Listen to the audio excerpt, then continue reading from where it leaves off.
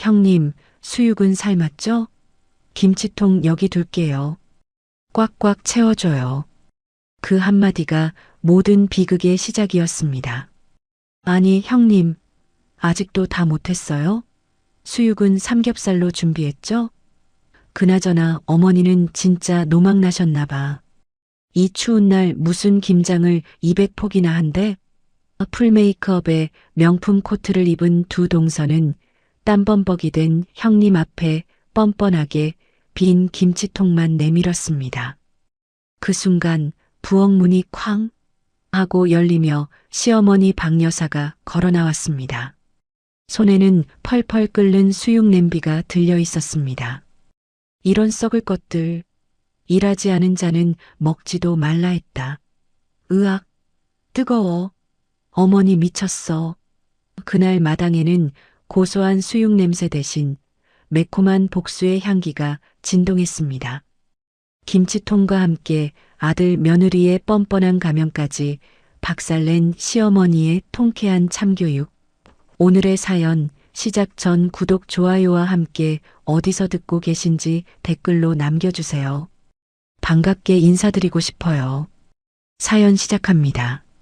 영하 15도의 칼바람이 뼛속까지 파고드는 12월의 어느 혹한기였습니다. 마당 한 구석에는 소금에 절여져 숨이 죽은 배추 200포기가 거대한 산처럼 쌓여 있어 보는 것만으로도 사람의 귀를 질리게 만들었습니다. 김영심이 꽁꽁 언 손을 입김으로 호호 불어가며 배추 포기를 힘겹게 들어 올렸습니다. 두꺼운 고무장갑을 꼈지만 살을 저미는 냉기는 막을 길이 없어 손가락 마디마디가 끊어질 듯 아려왔습니다. 김영심이 허리에 감은 낡은 복대를 습관적으로 고쳐매며 신음 섞인 혼잣말을 내뱉었습니다. 아이고 허리야. 이제 겨우 반도 못했는데 해가 지네. 큰일이다 정말.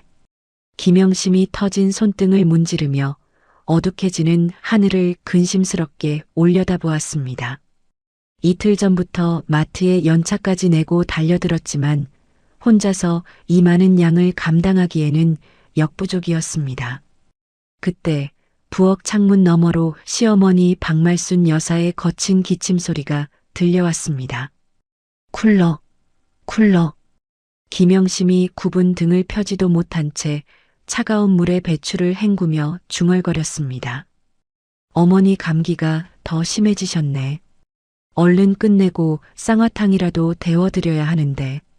어느새 해가 뉘엿뉘엿 넘어가고 마당에 짙은 어둠이 깔리기 시작했습니다.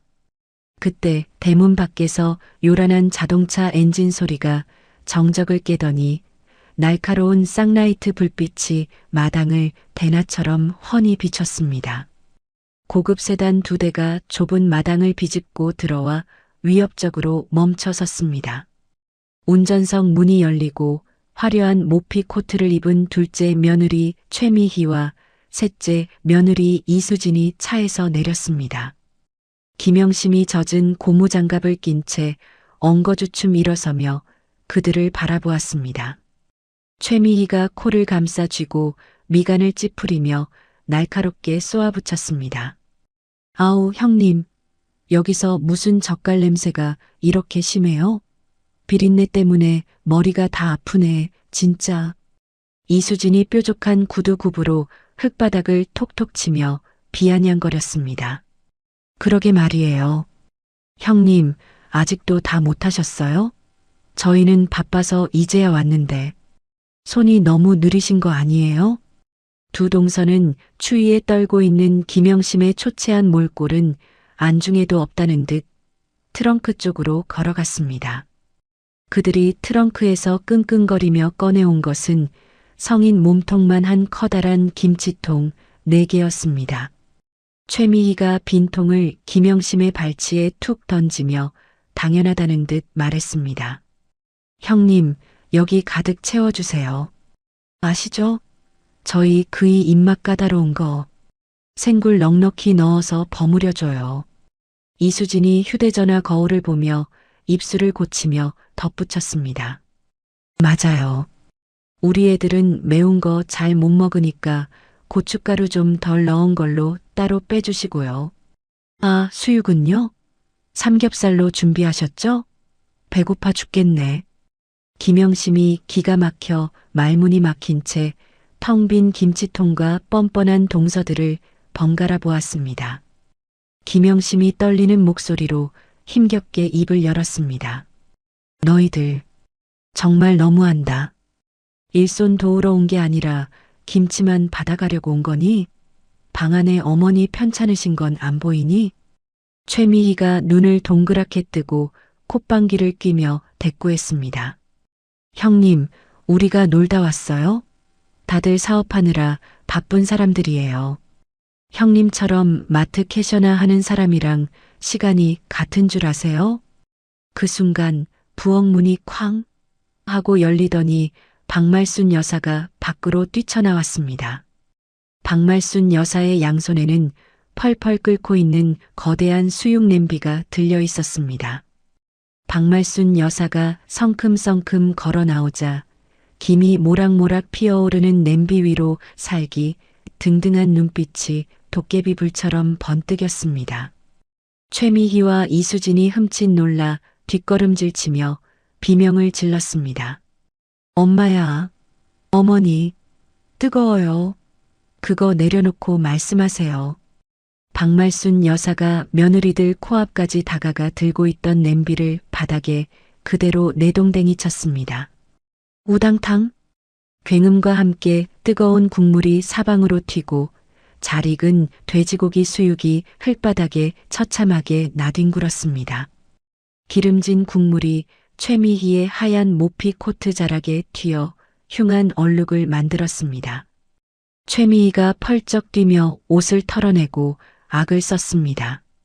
아, 이게 얼마짜리 옷인데. 어머니 진짜 노망나셨어요? 미쳤어, 정말. 이수진이 박말순 여사를 쏘아보며 소리 질렀습니다. 아니 고기를 왜 땅바닥에 버려요? 아까워 죽겠네. 치매 검사 좀 받아보셔야겠어요. 진짜. 박말순 여사가 바닥에 굴러다니는 빈 김치통을 발로 뻥 차버리며 호통을 쳤습니다. 주둥이 닥쳐라. 일하지 않은 자는 먹지도 말라 했다. 너희 같은 날강도년들한테 줄 김치는 배추 꼬투리 하나도 없다. 박말순 여사의 서슬 퍼런 고함에 마당에 찬 공기마저 얼어붙는 듯 했습니다. 김영심이 놀라서 시어머니의 팔을 잡으며 말렸습니다. 어머니, 제발 진정하세요. 이러다 쓰러지시겠어요. 박말순 여사가 김영심의 손을 뿌리치고 옆에 놓여있던 거대한 빨간 고무 대야로 다가갔습니다. 그 안에는 갓 버무려 놓은 붉은 김치 양념이 가득 담겨 있었습니다. 박말순 여사가 안간힘을 다해 양념 대야를 번쩍 들어 올리더니 두 며느리를 향해 거침없이 쏟아부었습니다. 철퍼덕, 묵직한 소리와 함께 붉은 고춧가루 양념이 최미희와 이수진의 머리 위로 폭포수처럼 쏟아져 내렸습니다. 야, 내 눈, 내 얼굴, 으악, 어머니, 미쳤어. 진짜 미쳤어. 순식간에 붉은 범벅이 된 두 며느리가 제자리에서 방방 뛰며 괴성을 질렀습니다. 명품 옷과 공들여 화장한 얼굴이 시뻘건 양념으로 뒤덮여 눈, 코, 입조차 구분할 수 없는 몰골이 되었습니다. 박말순 여사가 마루 밑에 있던 굵은 소금 바가지를 집어들어 그들에게 촥 뿌리며 소리쳤습니다. 에이 퇴, 재수없다. 내 집에서 당장 썩 꺼져라. 오늘부로 내 며느리는 영심이 하나뿐이다. 다시는 내 눈앞에 얼씬도 하지 마라. 최미희가 눈에 들어간 양념을 닦아내려 허우적거리며 악을 썼습니다. 두고 봐요. 이 꼴을 하고 가만히 있을 줄 알아요? 동네방네 소문내서 얼굴도 못 들고 다니게 할 거야. 이수진이 더듬거리며 차 문을 찾으며 울먹였습니다. 형님, 형님이 시킨 거죠? 어머니 꼬드겨서 우리 망신 주려고. 가만 안 둬요. 두 며느리는 허둥지둥 차에 올라타 시동을 걸었습니다.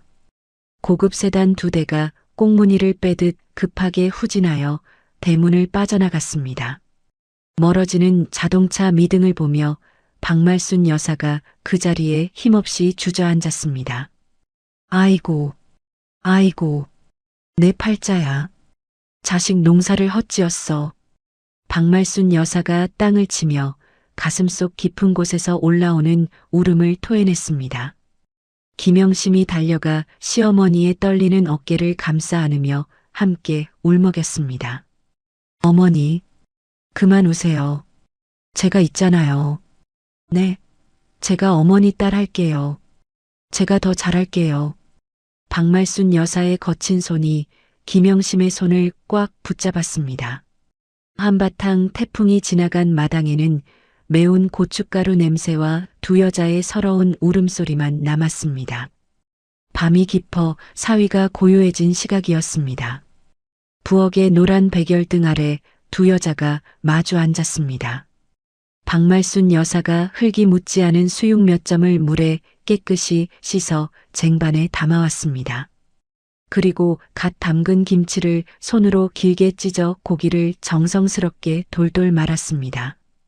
박말순 여사가 김치쌈을 김영심의 입에 넣어주며 나직이 말했습니다. 먹어라. 하루 종일 굶었지? 입 벌려라.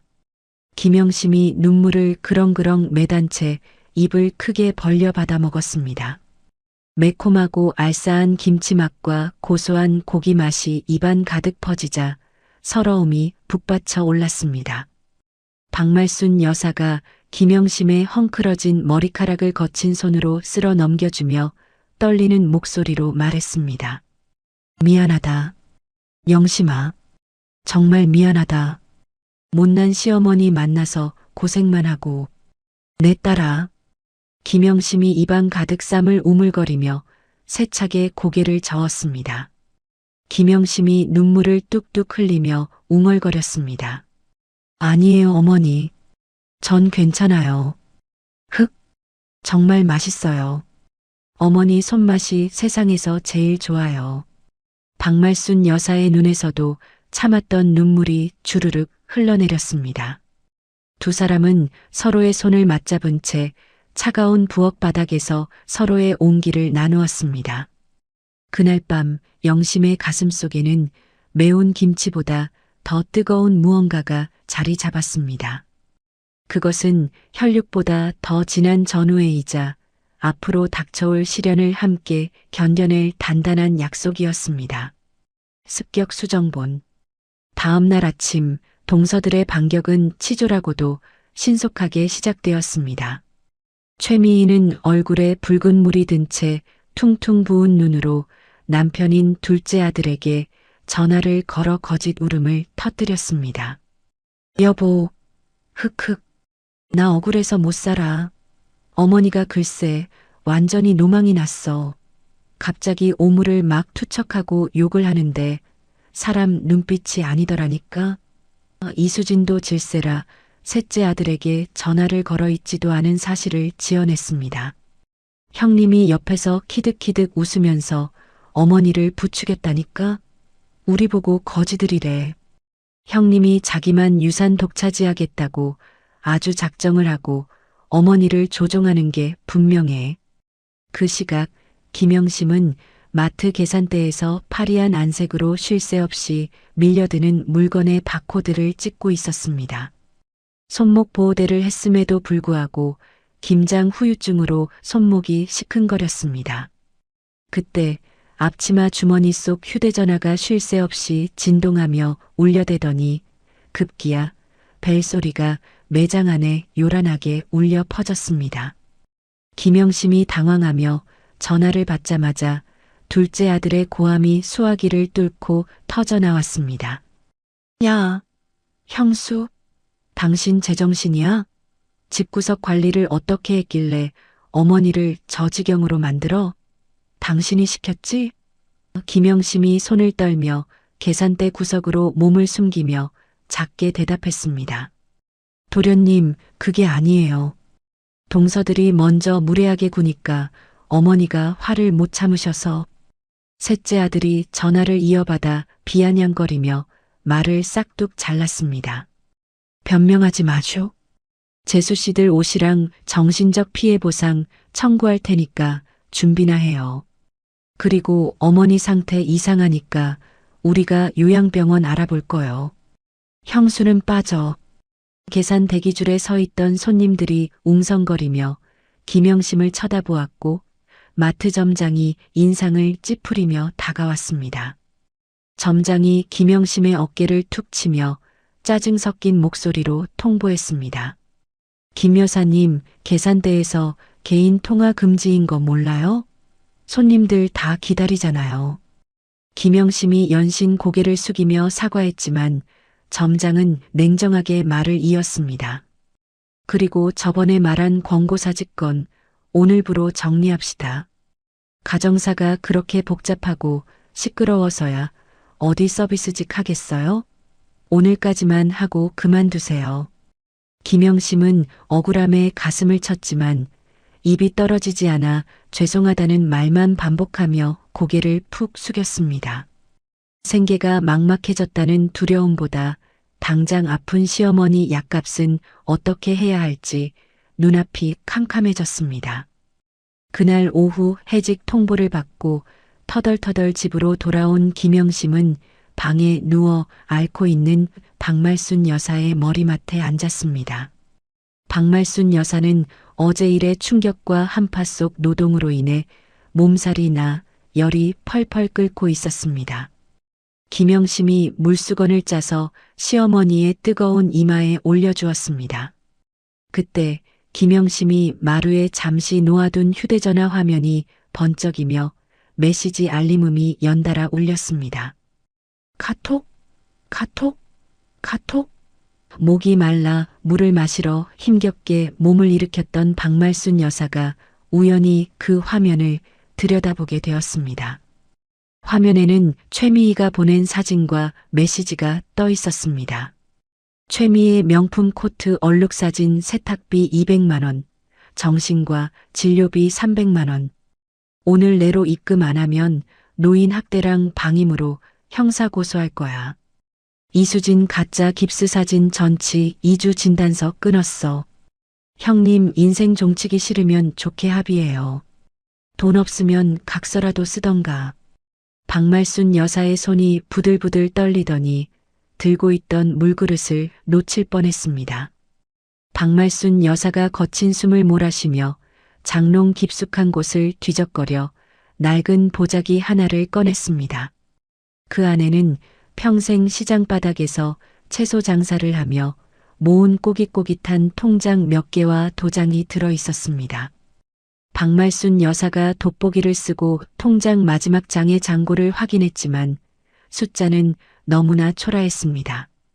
병원비와 생활비로 야금야금 빠져나가 남은 돈은 고작 몇십만 원이 전부였습니다. 박말순 여사가 통장을 가슴에 품고 차가운 방바닥에 주저앉아 한탄했습니다. 내가 헛살았어. 자식 새끼들을 괴물로 키웠구나. 내 며느리 피를 말리는 줄도 모르고. 이 늙은이가 죄인이다, 죄인이야. 그때 다시 전화벨이 울렸고 박말순 여사가 김영심인 척하며 수화기 버튼을 눌렀습니다. 수화기 너머에서 둘째 아들의 목소리가 들려왔습니다. 형수, 입금했어? 안 그래도 내 빚 때문에 죽겠는데 어머니 집이라도 빨리 팔아야 할 거 아니야. 어머니 치매 진단 나오면 우리가 법적 보호자니까 강제로 요양병원 모실 거야. 형수는 짐 쌀 준비나 해. 박말순 여사는 그 말을 듣는 순간 머릿속에서 무언가 툭 하고 끊어지는 소리가 들렸습니다. 아들들이 자신을 걱정하는 게 아니라 오로지 집을 팔아 자기들 빚을 갚을 생각뿐이라는 사실이 비수처럼 심장을 후벼 팠습니다. 박말순 여사가 입술을 꽉 깨물어 피가 맺힐 정도로 참으며 아무 말 없이 전화를 끊어버렸습니다. 방 안에서 인기척을 느낀 김영심이 달려나와 시어머니를 부축했습니다. 어머니, 왜 나와 계세요? 열도 심하신데 더 누워 계셔야죠. 박말순 여사가 김영심의 손을 잡고 결연한 눈빛으로 쳐다보며 말했습니다. 영심아, 저것들이 나를 정신병자로 몰아서 요양원에 쳐넣고 이 집을 팔아먹으려 한다. 김영심이 놀란 토끼 눈을 하며 입을 틀어막았습니다. 네, 설마요. 도련님들이 아무리 그래도 어머니께. 박말순 여사가 고개를 저으며 차갑게 식은 목소리로 말했습니다. 아니, 그러고도 남을 놈들이다. 내 귀로 똑똑히 들었다. 영심아, 너 저것들한테 답장 보내라. 김영심이 떨리는 손으로 휴대전화를 집어들었습니다. 박말순 여사가 불러주는 대로 김영심이 한 글자 한 글자 문자를 찍어 보냈습니다. 법대로 하세요. 단돈 10원 한 장도 줄 수 없습니다. 그리고 어머니는 정신 멀쩡하시니 허튼 수작 부릴 생각 마세요. 문자가 전송되자마자 둘째와 셋째 며느리에게서 입에 담지 못할 욕설이 담긴 답장이 폭주했습니다. 잠시 후 셋째 아들에게서 전화가 걸려왔지만 김영심은 받지 않았습니다. 그러자 문자가 도착했습니다. 좋게 말로 할 때 문 열어라. 지금 가고 있으니까. 해질녘 대문 밖에서 쿵쿵거리는 소리와 함께 고함이 들려왔습니다. 문 열어.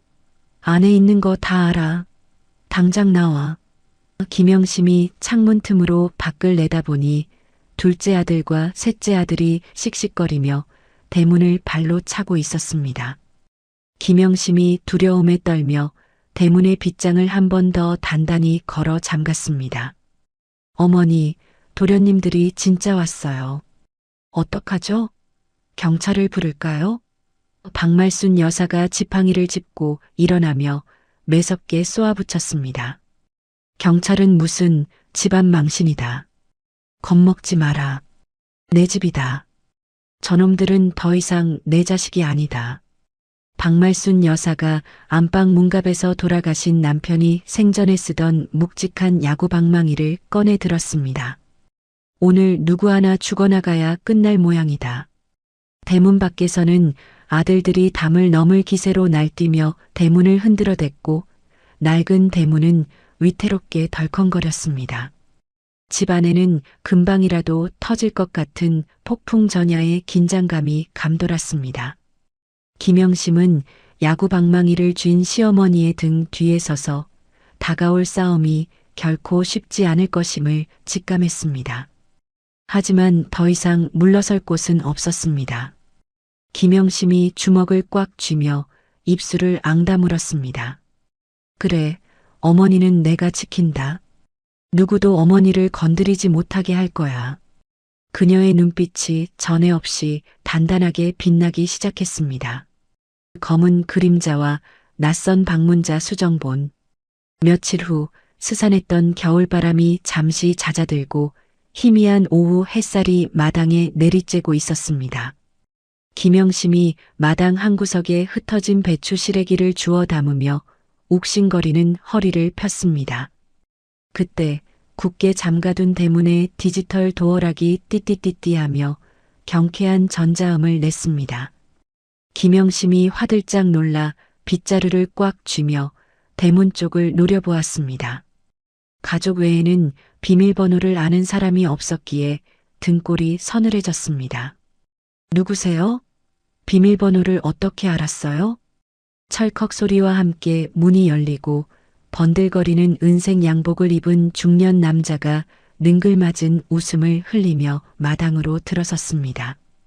부동산 개발업자 김 실장이 구두 뒤축을 꺾어 신은 채 남의 집 마당을 제 집 안방처럼 휘저으며 말했습니다. 아이고, 여기가 그 알박기 집이구만. 터가 아주 기가 막히네. 아드님이 비밀번호 알려줘서 들어왔수다. 김영심이 빗자루를 치켜들며 김 실장의 앞을 가로막았습니다. 누가 남의 집에 함부로 들어와요? 아들이 알려줬건 뭐건 주인이 허락 안 했으니 당장 나가요. 경찰 부를 거예요. 김 실장이 코웃음을 치며 품에서 줄자를 꺼내 들고 제멋대로 마당 길이를 재기 시작했습니다. 아줌마가 여기 며느리요? 말기 좀 알아먹게 생겼네. 어차피 여기 싹 다 밀리고 아파트 들어설 거니까 좋게 말할 때 협조해요. 아드님들이 계약금은 이미 땡겼었는데 잔금 치르려면 측량을 해야 할 거 아니요. 김영심이 그제야 사태를 파악하고 안색이 하얗게 질렸습니다. 도련님들이 어머니 몰래 집을 담보로 사채를 쓴 것도 모자라 아예 집을 팔아넘기려 계약금까지 받았다는 사실에 손발이 부들부들 떨렸습니다. 김영심이 죽기 살기로 김 실장의 팔을 잡아 끌며 대문 밖으로 떠밀었습니다. 누가 팔아요? 이 집은 어머니 목숨이에요. 남의 가정 파탄 내지 말고 당장 꺼져요. 김 실장이 김영심의 예상치 못한 악력에 밀려 뒷걸음질 치다 대문 밖으로 쫓겨났습니다.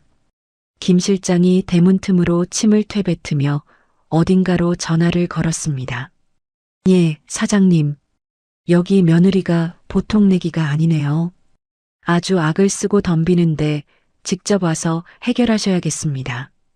김영심은 다시 대문을 걸어 잠그고 주저앉아 가슴을 쓸어내렸습니다. 방 안에서 이 소란을 모두 듣고 있던 박말순 여사는 이불을 머리끝까지 뒤집어 쓴 채 소리 없는 오열을 삼켰습니다. 그 주 주말 불안한 정적을 깨고 다시금 고급 세단들의 엔진 소리가 골목을 울렸습니다.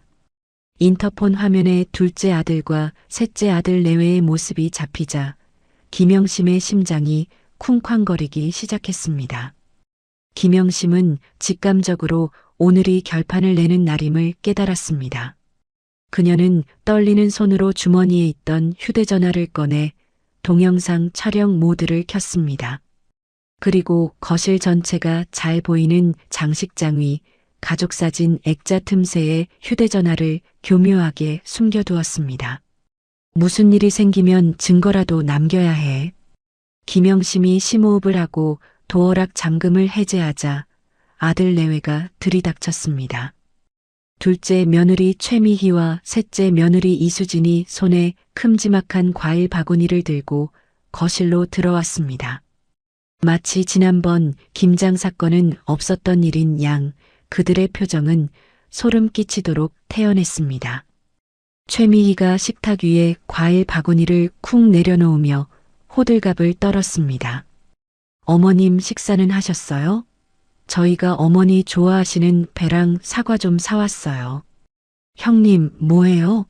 손님 왔는데 과일 좀 깎아오지 않고. 이수진이 소파에 앉아 다리를 꼬며 집안을 훑어보았습니다. 집이 너무 낡았다. 외풍도 심하고 곰팡이 냄새도 나는 것 같고. 어머니 이런 데서 주무시니까 병이 나시는 거예요. 김영심이 부엌 입구에 서서 싸늘한 눈빛으로 그들을 노려보며 말했습니다. 여기가 어디라고 발을 들여? 어머니가 너희 꼴도 보기 싫다고 하셨는데. 양심도 없니? 둘째 아들이 넥타이를 거칠게 풀어헤치며 식탁 의자를 끌어당겨 앉았습니다. 형수, 말 조심해. 여기 우리 어머니 집이야. 자식이 부모 집 오는데 형수 허락 맡아야 해? 주제넘게 굴지 마. 그때 안방 문이 열리고 박말순 여사가 지팡이를 짚고 힘겹게 걸어 나왔습니다. 박말순 여사의 눈빛은 횡하니 깊어져 있었지만 자식들을 보는 눈매만은 여전히 매서웠습니다. 박말순 여사가 거실 한가운데 서서 낮은 목소리로 일갈했습니다. 내 놈들이 여기가 어디라고 기어들어와. 당장 내 집에서 나가라. 셋째 아들이 비굴한 웃음을 지으며 가방에서 누런 서류 봉투를 꺼내 식탁 위에 펼쳤습니다. 아이고 어머니 화 푸세요. 지난번엔 저희가 실수를 좀 했습니다. 다 어머니 생각해서 온 겁니다. 이 집 너무 크고 관리하기 힘드시잖아요. 형수 혼자서 어머니 수발 드는 것도 부려고. 둘째 아들이 서류를 박말순 여사 앞으로 밀며 말을 이었습니다. 그래서 저희가 아주 좋은 곳을 알아봐뒀습니다. 경기도에 새로 생긴 실버타운인데 시설이 호텔급이에요. 밥도 잘 나오고 간병인도 24시간 붙어 있어요. 거기 VIP실로 모실 테니까 여기 도장만 찍으시면 됩니다. 그것은 집 매매 계약서와 요양병원 입원 동의서였습니다. 박말순 여사가 기가 차다는 듯 헛웃음을 터뜨리며 서류를 바닥으로 쓸어버렸습니다. 이 썩을 놈들아. 내 집 팔아서 니들 빚 잔치하려는 거 누가 모를 줄 아느냐. 내 눈에 흙이 들어가기 전에는 절대 안 된다. 이 집은 내 남편 피땀이고 내 목숨이다. 최미희가 표정을 싹 바꾸며 표독스럽게 쏘아붙였습니다. 어머니, 고집 좀 그만 부리세요. 빚쟁이들이 하루가 멀다 하고 회사로 찾아오는데 자식들 죽는 꼴 보고 싶으세요? 형님이 재산 독차지하려고 어머니 조종하는 거죠? 그렇죠? 김영심이 참지 못하고 앞으로 나서며 소리쳤습니다. 동서, 말 함부로 하지 마. 어머니가 평생 시장 바닥에서 고생해서 장만한 집이야. 어떻게 살아계신 어머니 집을 팔 생각을 해? 당신들이 사람이야? 셋째 며느리 이수진이 벌떡 일어나 김영심을 밀치며 악을 썼습니다. 이게 어디서 훈계질이야? 남편 잡아먹은 주제에 핏줄도 아닌 주제에 어디서 끼어들어? 빠지라고 했지. 둘째 아들이 씩씩거리며 바닥에 떨어진 서류를 다시 주워 박말순 여사의 손에 쥐어주려 했습니다. 어머니, 찍으세요. 그냥 찍으시라고요. 우리 다 죽는 꼴 보고 싶어요? 박말순 여사가 아들의 손을 뿌리치며 뒷걸음질 쳤습니다. 이놈들아, 이거 놔라. 싫다. 안 한다. 셋째 아들이 박말순 여사의 어깨를 강압적으로 누르며 윽박질렀습니다. 노인네가 왜 이렇게 말이 많아? 빨리 찍어. 지장 찍어. 인주 가져와. 겁에 질린 박말순 여사가 가슴을 부여잡고 휘청거리며 비명을 질렀습니다. 아, 사람 살려라. 이놈들이 애미를 잡네. 김영심이 쓰러지려는 시어머니를 온몸으로 막아서며 아들들을 밀쳐냈습니다. 비켜요. 어머니한테 손대지 마요. 이 천하의 불효자식들아. 그 순간 최미희가 김영심의 머리채를 낚아채며 뒤로 확 잡아당겼습니다. 이 여자가 진짜, 야 잡어. 억지로라도 찍게 해.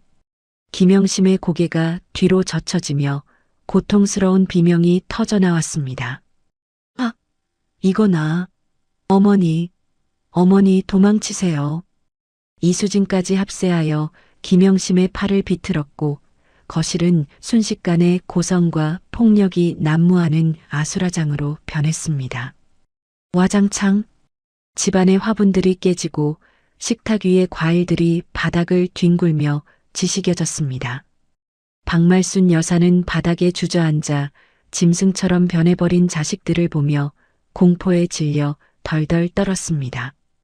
둘째 아들이 어머니의 엄지손가락에 억지로 붉은 인주를 묻히며 종이를 들이밀었습니다. 찍어, 찍으라고.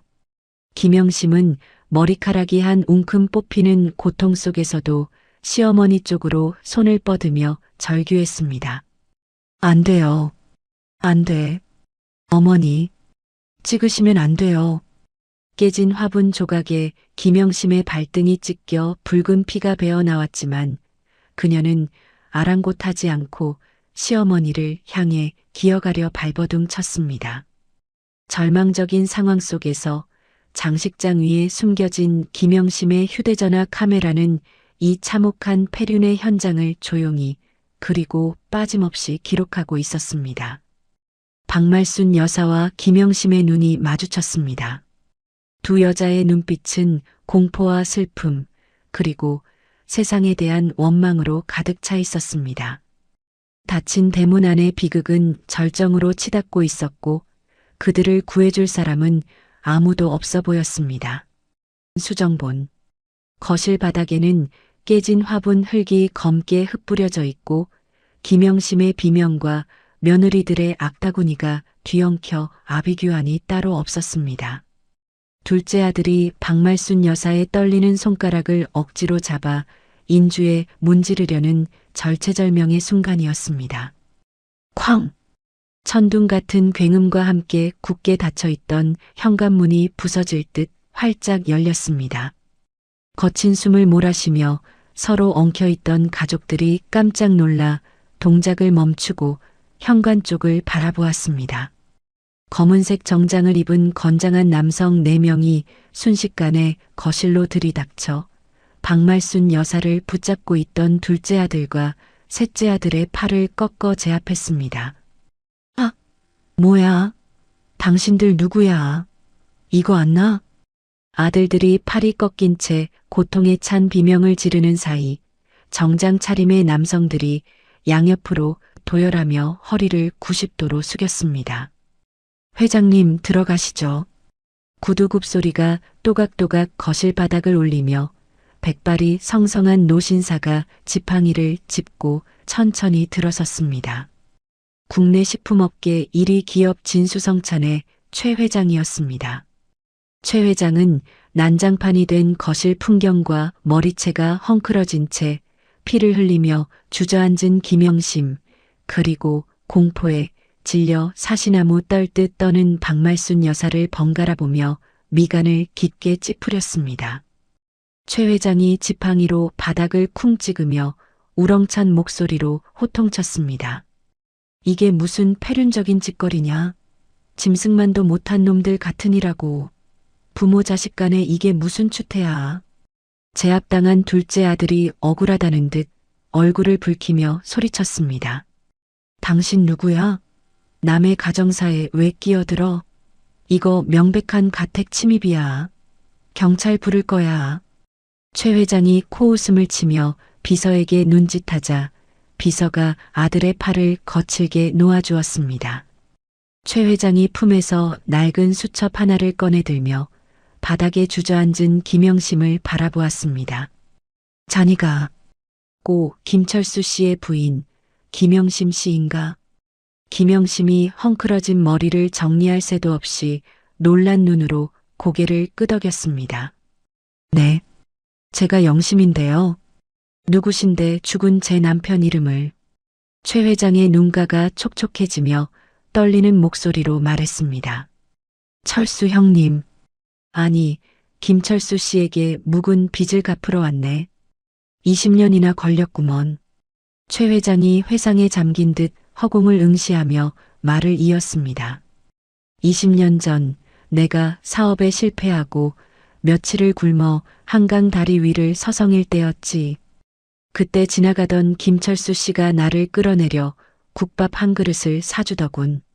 그러면서 말했어. 살다 보면 사라진다.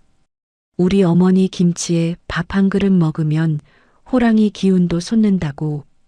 박말순 여사가 멍한 표정으로 최 회장을 올려다보았습니다. 우리 철수가 그런 일을. 최 회장이 박말순 여사 앞에 무릎을 꿇고 정중하게 고개를 숙였습니다. 어르신, 제가 너무 늦게 찾아왔습니다. 철수 씨가 생전에 그토록 자랑하던 어머니의 김치 맛을 보러 왔는데 밖에서 듣자 하니 기가 막혀서 참을 수가 없더군요.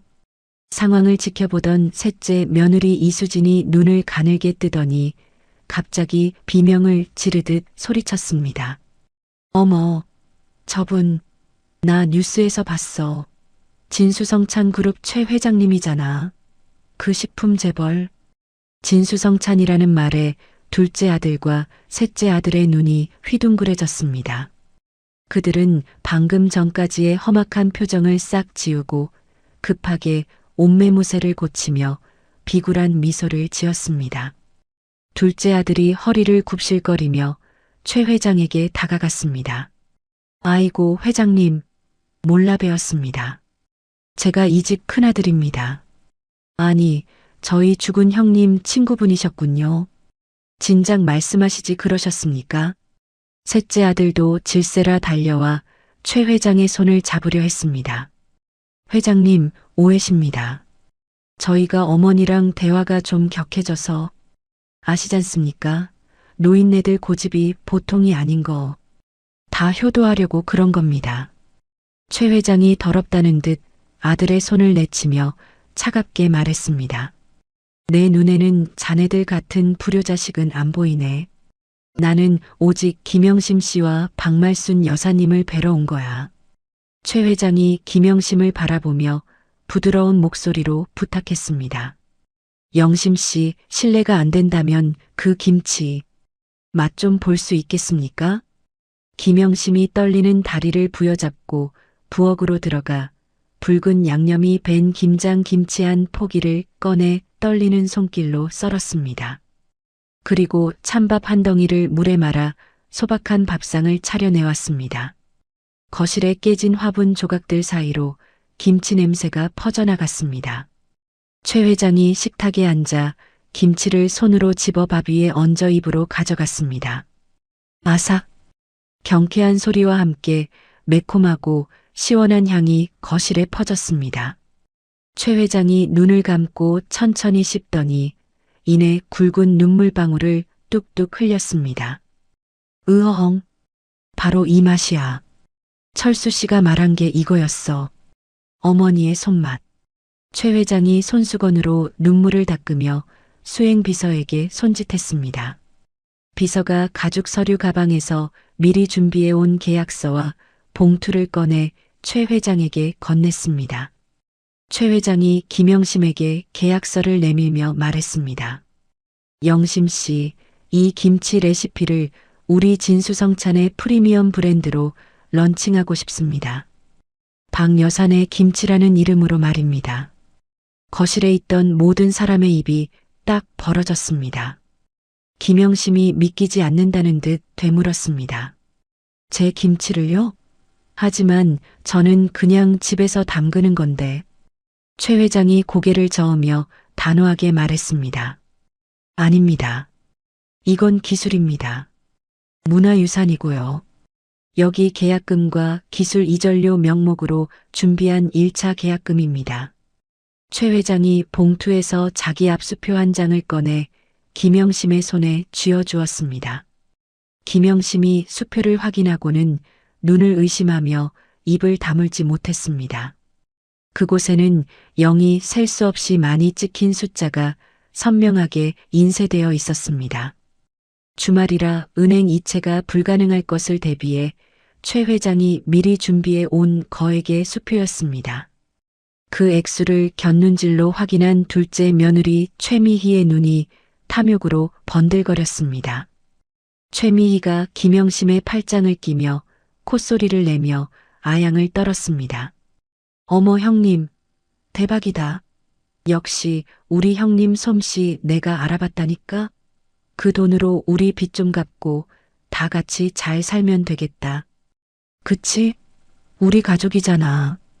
이수진도 박말순 여사의 어깨를 주무르며 아른 채 했습니다. 어머니, 보셨죠? 이제 부자 되셨네. 아까 그 요양원 계약서는 없던 걸로 해요. 네, 저희가 더 잘 모실게요. 박말순 여사가 지팡이를 들어 식탁을 쾅 내리치며 고함을 질렀습니다. 이 벼락 맞을 것들아. 썩 물러나지 못해. 박말순 여사의 서슬 퍼런 기세에 며느리들이 깜짝 놀라 뒤로 물러났습니다. 박말순 여사가 최 회장을 향해 고개를 숙이며 말했습니다. 회장님, 정말 감사합니다. 죽은 내 아들이 보낸 귀인이십니다. 이 계약 하겠습니다. 그리고는 아들 내외를 향해 손가락질하며 쩌렁쩌렁한 목소리로 외쳤습니다. 똑똑히 들었냐? 이 돈은 내 며느리 영심이 돈이다. 너희들한테 줄 돈은 10원 한 장 없다. 경찰 부르기 전에 당장 내 집에서 나가라. 최 회장의 경호원들이 위협적으로 앞으로 나서며 덩치를 과시하자 아들 내외는 똥 씹은 표정으로 뒷걸음질 쳤습니다. 둘째 아들이 문을 나서며 김영심을 향해 도끼 어린 눈빛을 보냈습니다. 두고 봐. 그 돈 혼자 다 처먹나 보자고. 가만 안 둬. 아들 내외가 쫓겨나고 최 회장 일행도 정중히 인사를 나누고 돌아갔습니다. 다시 고요해진 거실, 난장판이 된 바닥 한가운데 김영심과 박말순 여사만 남았습니다. 장식장 위에 숨겨두었던 김영심의 휴대전화는 여전히 빨간 녹화 불빛을 깜빡이고 있었습니다. 김영심이 수표가 든 봉투를 가슴에 품고 털썩 주저앉았습니다. 어머니, 이게 꿈은 아니죠? 철수 씨가 우리 살리려고. 김영심의 눈에서 하염없이 눈물이 쏟아졌습니다. 박말순 여사가 김영심에게 다가와 상처투성이가 된 그녀를 힘껏 끌어안았습니다. 그래, 내 아들이 제 마누라랑 애미 죽지 말라고 하늘에서 도운 게야. 영심아, 고생했다. 이제 살았다. 이제 살았어. 두 여자는 서로를 부둥켜 안고 엉엉 소리내어 울었습니다. 그것은 서러움의 눈물이 아니라 지옥 같은 현실에서 벗어났다는 안도와 죽은 남편에 대한 그리움이 뒤섞인 뜨거운 눈물이었습니다. 창밖에는 어느새 짙은 어둠이 깔려 있었지만 두 여자의 마음속에는 기나긴 겨울밤이 지나고 희미한 서광이 비치고 있었습니다. 수정본. 일주일이 지난 후 춥고 황량했던 박말순 여사의 집에는 난생 처음 따스한 봄 기운이 감돌고 있었습니다. 월요일 아침 은행 문이 열리자마자 최 회장이 건넨 수표는 안전하게 입금되었고 그 돈은 두 여자의 얼어붙은 삶을 녹이는 든든한 난로가 되어 주었습니다. 거실 TV 뉴스에서는 진수성찬의 신제품 박여산의 김치가 출시되자마자 예약 판매 매진 행렬을 이어가고 있다는 소식이 보도되었습니다. 화면 속에서 김영심이 수줍게 웃으며 배추를 버무리는 자료 화면이 나오자 박말순 여사는 TV 브라운관을 어루만지며 아이처럼 기뻐했습니다. 어느 정도 기력을 회복한 박말순 여사가 비장한 표정으로 김영심을 불렀습니다. 영심아, 오늘 저녁에 그놈들 오라고 해라. 그리고 김 변호사님께도 시간 맞춰 와달라고 부탁드리고. 김영심이 걱정스러운 눈빛으로 물었습니다. 어머니, 또 무슨 사단이 나려고요? 그냥 저희끼리 조용히 살면 안 될까요? 저 사람들이랑 엮여봤자 골치만 아파요. 박말순 여사가 단호하게 고개를 저으며 대답했습니다. 아니다. 골문 살은 도려내야 새살이 돋는 법이다. 오늘부로 확실하게 끝을 낼 게다. 내 마지막 숙제다. 그날 저녁 해가 지기 무섭게 둘째 아들 내외와 셋째 아들 내외가 약속이나 한 듯 들이닥쳤습니다. 지난번 쫓겨날 때와는 달리 그들의 손에는 최고급 한우 세트와 홍삼, 영양제 같은 선물이 바리바리 들려 있었습니다. 최미희가 현관에 들어서자마자 콧소리를 내며 호들갑을 떨었습니다. 어머님 몸은 좀 어떠세요? 세상에, 얼굴이 반쪽이 되셨네. 저희가 어머니 드시라고 툭불 한우로 끊어왔어요. 형님도 방송 잘 봤어요. 화면발이 아주 잘 받으시더라. 이수진도 질세라 박말순 여사의 팔을 주무르며 아른 채 했습니다. 그럼요. 누구 형님인데요? 참 어머니. 그 계약금 입금 다 됐죠? 저희가 세금 문제랑 투자 상담 좀 해드리려고 왔어요. 요즘 은행 이자가 싸서 그냥 두면 손해거든요. 아들들은 식탁에 둘러앉아 눈알을 굴리며 돈 냄새를 맡느라 여념이 없었습니다. 둘째 아들이 헛기침하며 본론을 꺼냈습니다. 어머니. 그 큰 돈을 형수 혼자 관리하면 위험합니다. 형수는 사회생활도 안 해봤고 요즘 금융 사기가 얼마나 많은데요. 제가 사업하는 사람이니 자금 운용은 저한테 맡기시죠. 불려드릴게. 셋째 아들이 끼어들며 거들었습니다. 형은 사업하다 날려먹은 게 얼만데 그래. 어머니, 저한테 맡기세요. 제가 안전한 펀드에 넣어드릴게요. 그리고 우리 몫으로 좀 떼어주셔야 빚도 갚고 하죠. 자식들 죽게 생겼는데 모른 척 하실 거 아니죠? 박말순 여사는 아무런 대꾸도 없이 묵묵히 차만 마시고 있었습니다. 그때 초인종 소리와 함께 말끔한 정장 차림의 고문 변호사가 서류 가방을 들고 들어왔습니다. 아들 내외가 의아한 표정으로 변호사를 쳐다보았습니다. 누구십니까? 남의 가족 모임에 불청객이. 변호사가 정중히 목례를 하고 식탁 위에 두툼한 서류 봉투를 꺼내 놓았습니다. 안녕하십니까? 박말순 여사님의 법률 대리인입니다. 오늘 가족분들을 소집한 건 여사님의 증여 의사를 명확히 하고 법적 절차를 마무리하기 위해서입니다. 증여라는 말에 며느리들의 눈이 탐욕으로 반짝였습니다. 최미희가 남편 옆구리를 쿡 찌르며 속삭였습니다. 거봐, 주신다니까. 오늘 한몫 단단히 챙겨야 해. 못해도 10억은 불러. 박말순 여사가 변호사에게 눈짓하자 변호사가 서류 봉투에서 계약서 한 부를 꺼내 아들들 앞에 펼쳐 보였습니다. 문서의 제목은 부동산 및 현금 포괄적 사전 증여 계약서였습니다. 둘째 아들이 침을 꼴깍 삼키며 내용을 읽어내려가다 갑자기 눈을 부릅뜨고 소리쳤습니다. 뭐야? 수증자가. 김영심? 전부 다 김영심이라고? 거실에 찬물을 끼얹은 듯 정적이 흘렀습니다. 이수진이 계약서를 낚아채 확인하더니 꽥 비명을 질렀습니다. 말도 안 돼. 이 집이랑 땅 그리고 이번에 받은 수십억 계약금까지 몽땅 형님한테 준다고요? 어머니 노망 나셨어요? 우린요? 박말순 여사가 찻잔을 탁 내려놓으며 서늘한 목소리로 말했습니다. 그래. 내 전 재산은 오늘부로 영심이 것이다. 단 내가 죽을 때까지 나를 부양한다는 조건이 붙어 있지. 너희는 해당 사항 없다. 셋째 아들이 얼굴이 불그락푸르락해져서 식탁을 쾅 내리쳤습니다.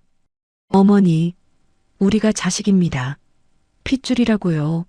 어떻게 남인 며느리한테 전 재산을 줍니까? 이거 무효예요. 형수가 침에 놓인 꼬드겨서 작성한 거니까 법적 효력 없다고요. 무효 소송할 거야. 최미희가 김영심을 쏘아보며 독설을 퍼부었습니다. 형님, 진짜 무서운 사람이네. 뒤에서 무슨 짓을 했길래 어머니를 이렇게 홀려? 여우 같은 년, 이 도둑년아. 당장 토해내.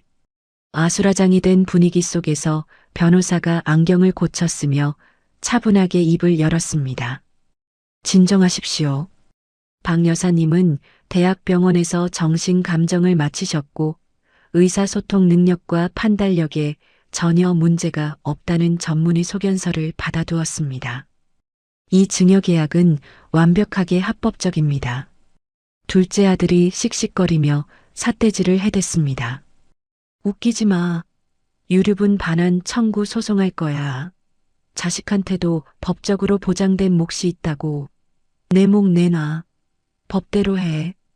변호사가 가방에서 태블릿 PC를 꺼내며 싸늘하게 웃었습니다. 법대로요? 좋습니다. 그럼 우리도 법적 증거를 제시하죠. 변호사가 태블릿 화면을 켜자 며칠 전 아들 내외가 난동을 부리던 영상이 재생되었습니다. 화면 속에는 최미희가 김영심의 머리채를 잡고 흔드는 모습, 아들들이 박말순 여사를 위협하며 억지로 지장을 찍게 하려는 패륜적인 현장이 고스란히 담겨 있었습니다. 김영심이 지난번 위기 상황에서 장식장 위에 숨겨두었던 휴대전화가 결정적인 역할을 한 것이었습니다. 이건 언제? 최미희가 사색이 되어 입을 틀어막았습니다. 변호사가 영상을 멈추고 서류 뭉치를 식탁 위에 던지듯 펼쳤습니다. 김영심의 찢어진 발등 사진, 멍든 팔 사진, 그리고 박말순 여사의 전치 진단서였습니다. 특수폭행, 존속협박, 가택침입, 그리고 강요죄까지. 형사 고소장입니다. 김영심 씨가 촬영해둔 이 영상이 아주 결정적인 증거가 되겠더군요. 아들 내외의 얼굴이 하얗게 질려 입을 뻐끔거렸습니다. 변호사가 쐐기를 박듯 말을 이었습니다. 유류분 소송 거시면 저희는 형사소송과 함께 민사상 손해배상 청구 들어갑니다. 계산해 보니 여러분이 받을 유류분보다 감옥에서 살아야 할 형량과 물어내야 할 합의금이 훨씬 더 크겠더군요. 선택하시죠. 조용히 물러나시겠습니까? 아니면 전과자가 되어 뉴스에 나오시겠습니까? 셋째 아들이 다리에 힘이 풀려 의자에 주저앉았습니다. 아니, 변호사 양반. 그게 무슨... 최미희가 부들부들 떨며 박말순 여사를 바라보았습니다. 어머니, 정말 이러실 거예요? 하나뿐인 아들, 며느리 감옥 보내시겠다는 거예요? 박말순 여사가 자리에서 일어나 지팡이로 현관을 가리켰습니다. 너희들이 내 며느리 머리채 잡고 피보게 했을 때 이미 내 자식 아니었다. 변호사님 말씀 들었지? 콩밥 먹기 싫으면 당장 내 눈앞에서 꺼져라. 그리고 2번 다시는 얼씬도 하지 마라. 김영심이 눈물을 글썽이며 시어머니 옆에 섰습니다. 항상 당하기만 했던 김영심도 이번만큼은 물러서지 않고 단호한 눈빛으로 동서들을 노려보았습니다. 들으셨죠? 나가세요. 이제 이 집 주인은 저예요. 한 번만 더 찾아와서 행패 부리면 그땐 진짜 콩밥 먹여드릴게요. 둘째 며느리 최미희가 분해서 입술을 깨물었지만 변호사의 서류 뭉치와 영상 증거를 보자 더 이상 대들 엄두가 나지 않았습니다. 결국 아들 내외는 가져왔던 한우 세트를 챙길 정신도 없이 꽁무니를 빼고 도망치듯 현관을 빠져나갔습니다. 두고 봐. 가만 안 둘 거야. 대문 밖에서 들려오는 패배자의 비명 섞인 고함이 멀어져 갔습니다. 불청객들이 사라지고 집안에는 다시 평화가 찾아왔습니다. 변호사가 정중히 인사를 하고 돌아간 뒤 텅 빈 거실에는 김영심과 박말순 여사만 남았습니다. 김영심이 긴장이 풀린 듯 바닥에 털썩 주저앉으며 안도의 한숨을 내쉬었습니다. 어머니, 정말 다 끝난 건가요? 저 사람들 다시는 안 오겠죠? 박말순 여사가 냉장고에서 시원한 막걸리 한 병과 사이다를 꺼내왔습니다.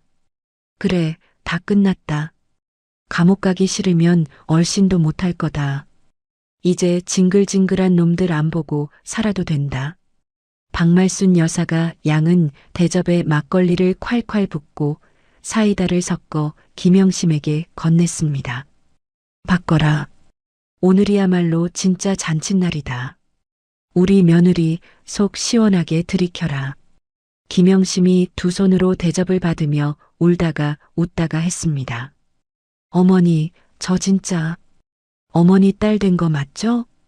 박말순 여사가 김영심의 잔에 자신의 잔을 쨍하고 부딪히며 호탕하게 웃었습니다. 무슨 섭섭한 소리냐? 너는 처음부터 내 큰딸이었다. 마시자. 우리 영심이 그동안 고생 많았다. 어머니도요. 정말 고생 많으셨어요. 사랑해요, 어머니. 두 사람은 시원한 막사막걸리 사이다를 단숨에 들이켰습니다. 톡 쏘는 사이다처럼 가슴속에 묵혀있던 체증이 뻥 뚫리는 순간이었습니다. 창밖에는 휘영청 밝은 달이 두 여자의 행복한 얼굴을 비추고 있었고 박말순 여사의 주름진 얼굴에는 오랜만에 편안한 미소가 피어올랐습니다. 이보다 더 완벽한 승리는 없었습니다. 수정본. 폭풍 같은 법적 공방이 예고되고 불청객들이 쫓겨난 뒤 영심의 집에도 짧지만 깊은 평화가 찾아왔습니다. 며칠 후 저녁 보글보글 끓는 된장찌개 냄새가 구수하게 부엌을 채우고 갓 지은 하얀 쌀밥에서 김이 모락모락 피어올랐습니다. 김영심이 뚝배기를 식탁에 내려놓으며 환하게 웃었습니다. 어머니, 식사하세요. 오늘은 시장에서 싱싱한 냉이가 나왔길래 듬뿍 넣고 끓였어요. 박말순 여사가 식탁 의자를 당겨 앉으며 흐뭇한 미소를 지었습니다. 그래, 냄새가 아주 기가 막히구나. 이제 돈 걱정 없이 사니 냉이 향도 더 좋게 느껴지는구나. 박말순 여사가 국물을 한 숟가락 떠서 입으로 가져갔습니다. 호로록. 뜨끈한 국물을 넘기던 박말순 여사의 표정이 순간 굳어졌습니다. 미간에 깊은 주름이 잡히더니 잡고 있던 숟가락이 손에서 힘없이 미끄러져 바닥으로 떨어졌습니다. 챙그랑. 날카로운 금소금이 정적을 깨뜨렸습니다. 김영심이 깜짝 놀라 밥공기를 내려놓고 자리에서 벌떡 일어났습니다. 어머니, 왜 그러세요? 어디 편찮으세요? 박말순 여사가 양손으로 머리를 감싸쥐며 고통스러운 신음소리를 내뱉었습니다. 으윽, 머리가 깨질 것 같아. 영심아. 박말순 여사의 몸이 중심을 잃고 의자 옆으로 스르르 무너져 내렸습니다. 김영심이 비명을 지르며 쓰러지는 시어머니를 받아 안았습니다. 어머니 정신 차리세요. 저 영심이에요. 어머니. 박말순 여사의 입가가 파르르 떨리더니 이내 축 늘어졌고 초점 없는 눈동자가 허공을 향해 돌아갔습니다. 김영심이 덜덜 떨리는 손으로 휴대전화를 집어들어 119 버튼을 눌렀습니다. 여보세요. 살려주세요. 시어머니가 갑자기 쓰러지셨어요. 의식이 없어요. 빨리요. 요란한 사이렌 소리와 함께 구급차가 어둠을 가르며 대학병원을 향해 질주했습니다. 구급차 안에서 김영심은 산소 마스크를 쓴 박말순 여사의 차가운 손을 비비며 울부짖었습니다. 어머니, 안 돼요. 이렇게 가시면 안 돼요. 이제 겨우 살만해졌는데 호강도 못 시켜드렸는데. 응급실에 도착하자마자 의료진들이 달려들어 이동식 침대를 밀고 처치실로 사라졌습니다. 김영심은 닫힌 문 앞에 주저앉아 하염없이 흐르는 눈물을 닦을 생각도 못한 채 기도를 올렸습니다. 제발 살려만 주세요. 하나님 제발이요. 한참 뒤 수술복을 입은 신경외과 전문의가 심각한 표정으로 걸어 나왔습니다. 김영심이 의사의 가운 자락을 붙잡고 매달렸습니다. 선생님, 어머니는요? 괜찮으신 거죠? 그냥 빈혈 같은 거죠? 의사가 곤란한 듯 한숨을 내쉬며 고개를 가로저었습니다. 마음의 준비를 하셔야겠습니다. 급성 뇌출혈인데 출혈량이 너무 많고 뇌간 쪽이라 수술이 불가능합니다. 김영심의 다리에 힘이 풀려 바닥으로 무너져 내렸습니다. 거짓말. 선생님 거짓말이죠? 방금 전까지 저랑 밥 드셨는데. 돈은 얼마든지 드릴게요. 제발 살려주세요. 의사가 김영심을 부축하며 안타까운 목소리로 말했습니다. 죄송합니다. 지금으로서는 중환자실에서 바이탈을 유지하며 경과를 지켜보는 것밖에는 방법이 없습니다. 오늘 밤을 넘기기 힘드실 수도 있습니다. 청천벽력 같은 선고에 김영심은 가슴을 치며 통곡했습니다. 지옥 같은 시집살이를 견디고 이제야 겨우 숨통이 트였는데 신은 왜 이토록 가혹한 시련을 주는지 이해할 수 없었습니다. 잠시 후 복도 끝에서 구두굽 소리가 요란하게 울리더니 아들 내외가 들이닥쳤습니다. 김영심의 연락을 받고 달려온 그들의 얼굴에는 어머니에 대한 걱정보다는 탐욕스러운 조바심과 계산적인 눈빛만이 가득했습니다. 둘째 아들이 숨을 헐떡이며 김영심에게 다가와 다짜고짜 물었습니다. 형수, 어머니 어떻게 됐어? 돌아가신 거야? 김영심이 충혈된 눈으로 그를 올려다보며 힘없이 대답했습니다. 중환자실에 계셔요. 오늘 밤이 고비라고. 그 말을 듣자마자 셋째 아들이 묘한 안도의 한숨을 내쉬더니 자기들끼리 쑥덕거리기 시작했습니다. 야, 다행이다. 아직 숨은 붙어 있네. 형, 증여 등기 넘어갔어? 확인해 봤어?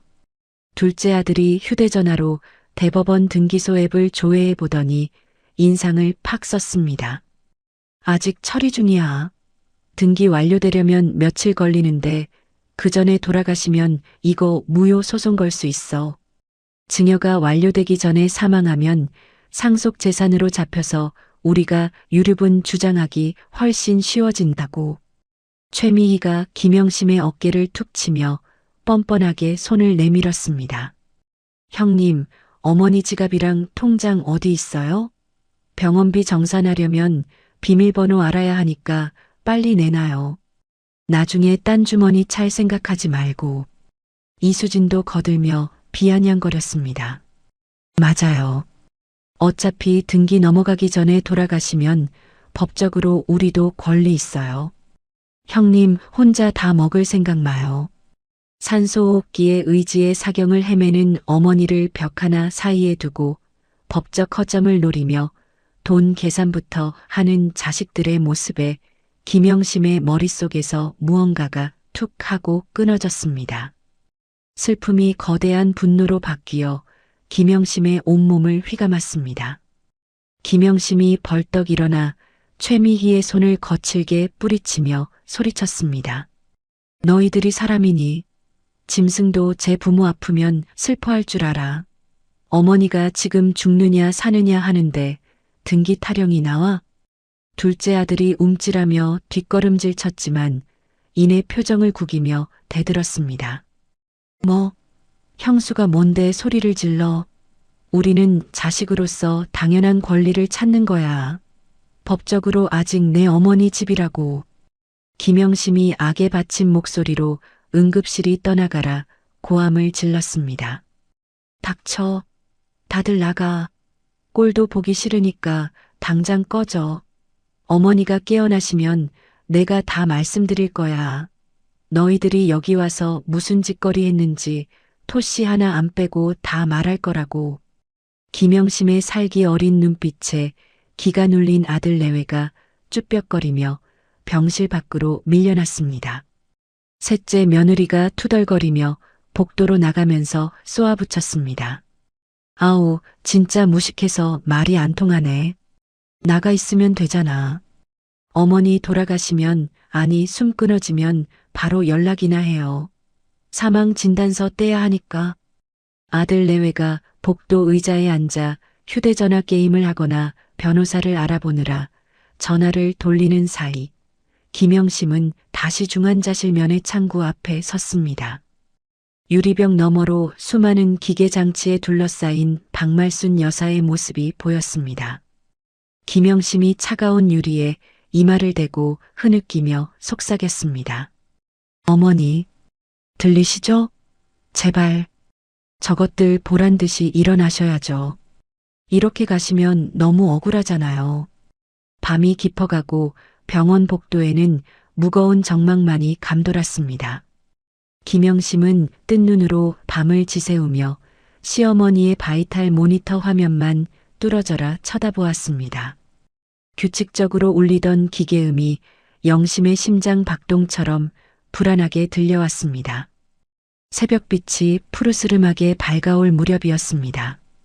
의자에 앉아 쪽잠이 들 뻔했던 김영심이 퍼뜩 정신을 차리고 유리벽 안을 들여다보았습니다.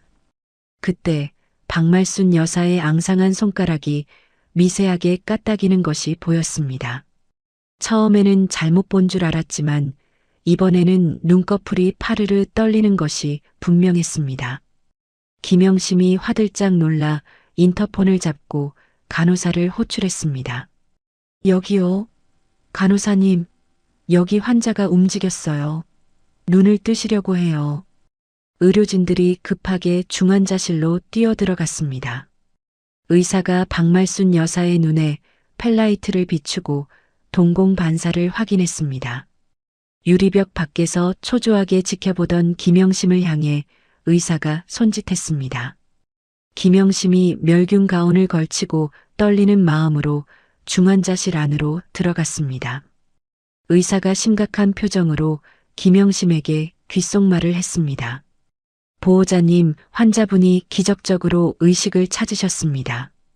김영심의 얼굴에 화색이 돌았으나 의사는 고개를 저으며 말을 이었습니다.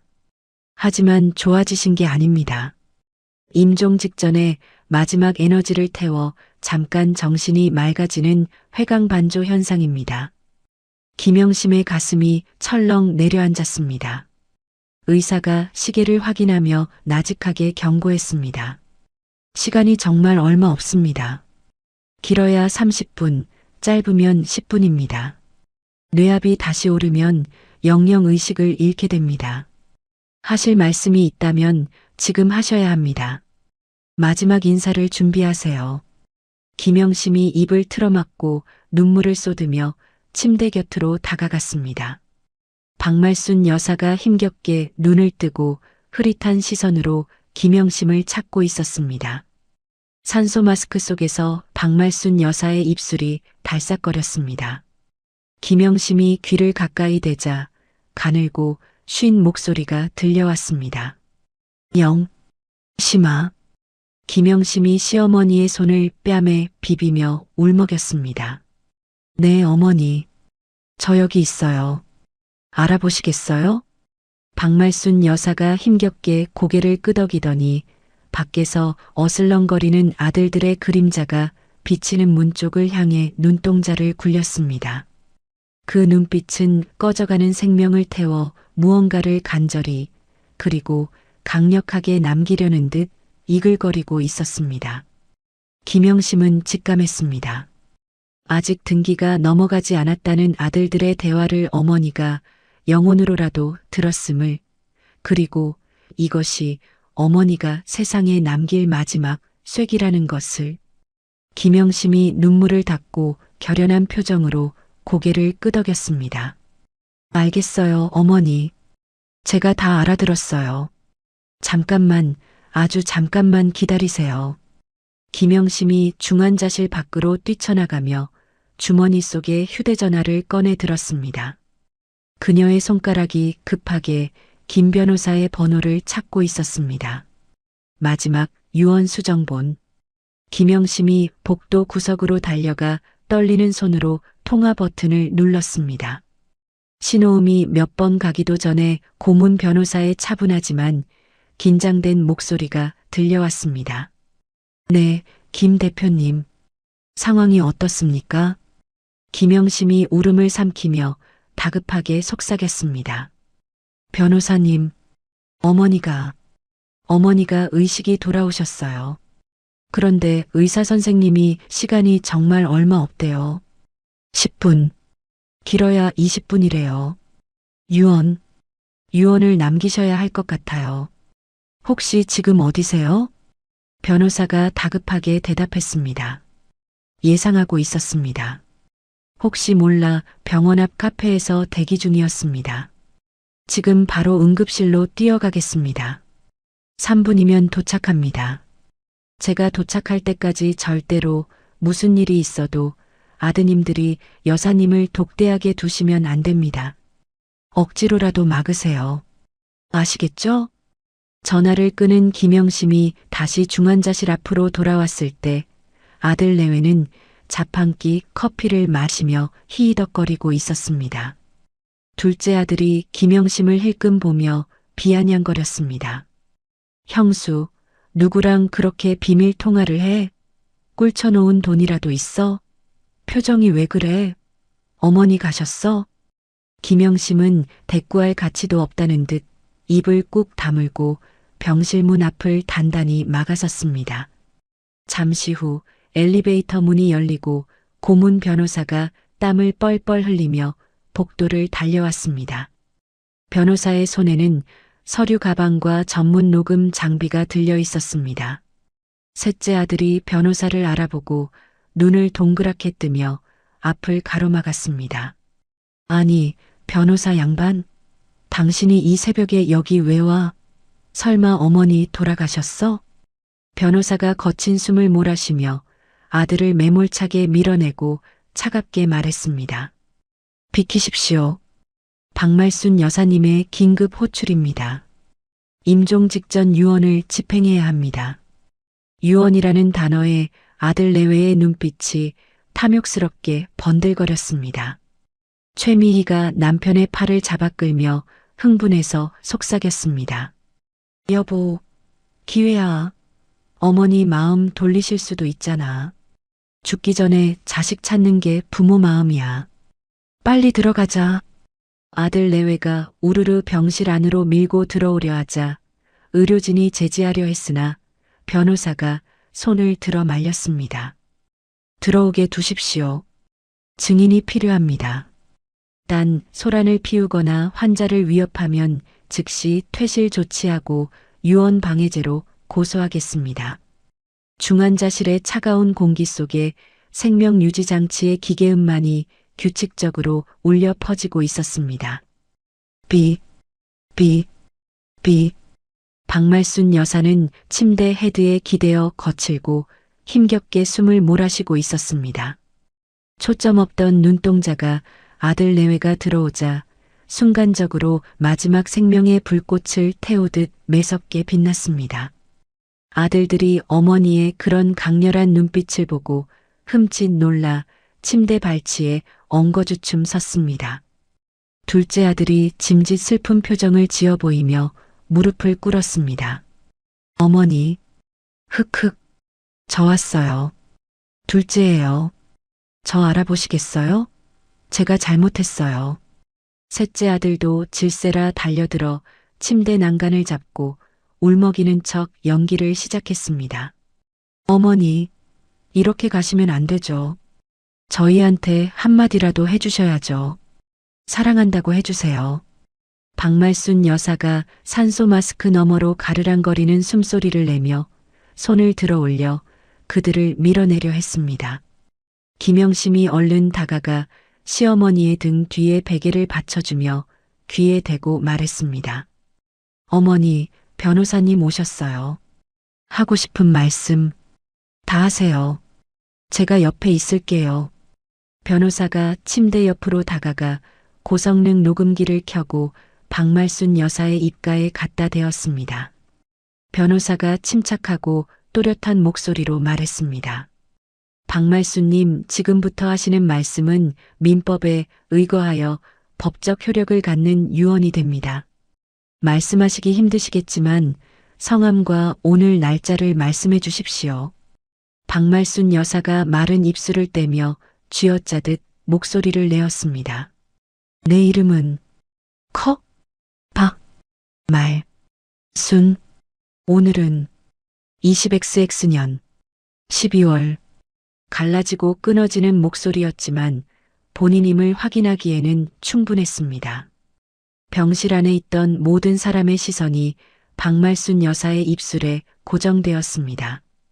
박말순 여사가 숨을 크게 들이쉬더니 젖먹던 힘을 다해 눈을 부릅뜨고 아들들을 노려보았습니다. 잘 들어라. 내 장례식 상주는. 둘째 아들이 침을 꿀꺽 삼키며 귀를 기울였습니다. 관례상 장남인 자신이 상주가 될 것이라 믿어 의심치 않았고 상주가 되어야 조의금이라도 챙길 수 있었기 때문입니다. 박말순 여사가 김영심의 손을 으스러지도록 꽉 잡으며 한 글자 한 글자 피를 토하듯 내뱉었습니다. 내 상주는 며느리 김영심 단 한 사람이다. 병실 안에 찬물을 끼얹은 듯한 정적이 흘렀습니다. 아들들이 귀를 의심하며 서로의 얼굴을 쳐다보았습니다. 셋째 아들이 벌떡 일어나 소리쳤습니다. 어머니, 그게 무슨 말씀이세요? 아들들이 멀쩡히 살아있는데 며느리가 상주라니요. 말도 안 돼요. 정신이 오락가락하시는 거죠? 변호사가 셋째 아들을 제지하며 엄하게 경고했습니다. 조용히 하십시오. 녹음 중입니다. 한 번만 더 끼어들면 내보냅니다. 박말순 여사가 아들의 고함에도 아랑곳하지 않고 말을 이었습니다. 호흡이 점점 가빠지고 있었지만 의지는 확고했습니다. 너희 같은 불효자식들에게는 유류분은커녕 국화꽃 한 송이도 아깝다. 박말순 여사의 목소리가 분노로 인해 점점 떨렸습니다. 내 모든 재산은 이미 공증한 대로 영심이에게 준다. 너희들은 내 장례식에 손님으로도 오지 마라. 내 영정 사진 앞에서 절도하지 마라. 너희는 내 자식이 아니다. 그것은 단순한 유언이 아니라 자식들과의 천륜을 끊어버리는 서슬퍼런 저주와도 같았습니다. 최미희가 바닥에 주저앉으며 악을 썼습니다. 어머니, 너무하세요. 어떻게 죽는 마당에 자식들 가슴에 못을 박으세요? 치매야. 이건 치매라고. 이수진이 박말순 여사의 다리를 붙잡고 흔들며 매달렸습니다. 어머니, 다시 생각하세요. 저희가 잘못했어요. 제발 유산 좀 나눠주세요. 저희 빚더미에 앉게 생겼단 말이에요. 죽을 때 돈 싸 짊어지고 가실 거예요?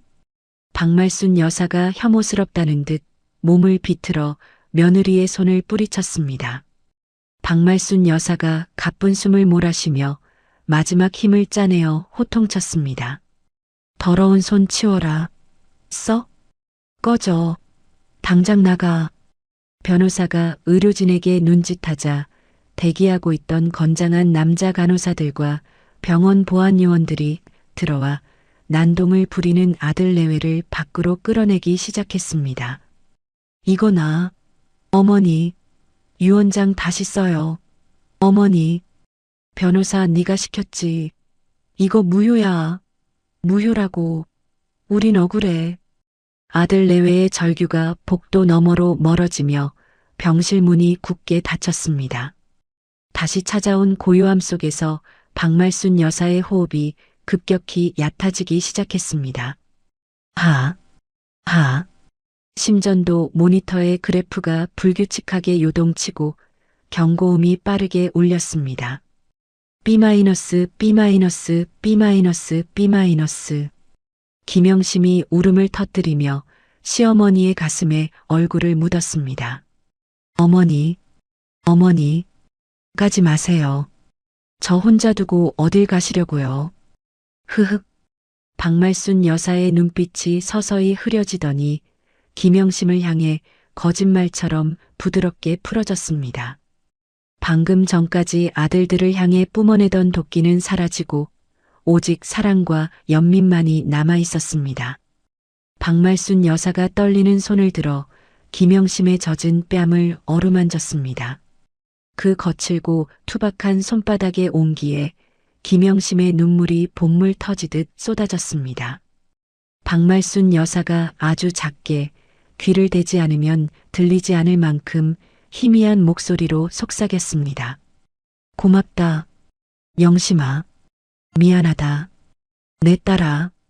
김영심이 시어머니의 손을 양손으로 감싸쥐며 고개를 세차게 저었습니다. 제가 더 고마워요, 어머니. 어머니 만나서 행복했어요. 다음 생에도 꼭 제 어머니 해주세요. 네, 약속해요, 어머니. 박말순 여사가 입가에 희미한 미소를 띄었습니다. 그래, 다음 생에는 내가 네 딸로 태어나마 너한테 받은 사랑 다 갚아주마. 사랑한다. 영심아. 그 말을 끝으로 박말순 여사의 손이 힘없이 툭 떨어졌습니다. B-,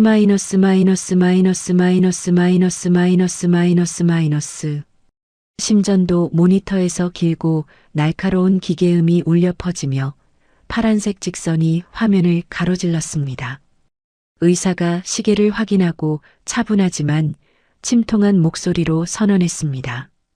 20XX 년 12월 XX1 오전 6시 30분 박말순 환자분 운명하셨습니다. 김영심이 시어머니의 식어가는 몸을 끌어안고 병실이 떠나가라 통곡했습니다. 어머니, 눈 좀 뜨세요. 아침 드셔야죠. 제가 맛있는 거 해드릴게요. 어머니. 김영심의 처절한 울음소리가 새벽의 병원 복도를 가득 채웠습니다. 유리벽 밖에서 상황을 지켜보던 아들 내외는 멍하니 서서 굳게 닫힌 문을 바라보았습니다. 그들의 표정에는 어머니를 잃은 슬픔보다 유산을 한 푼도 건지지 못했다는 허망함과 앞으로 닥쳐올 비톡촉에 대한 공포만이 서려 있었습니다. 변호사가 녹음기를 품에 안고 나오며 아들들을 향해 싸늘한 눈빛을 보냈습니다. 유언은 완벽하게 녹음되었습니다. 고인의 명확한 의사가 담겨 있으니 법적 효력은 확실합니다.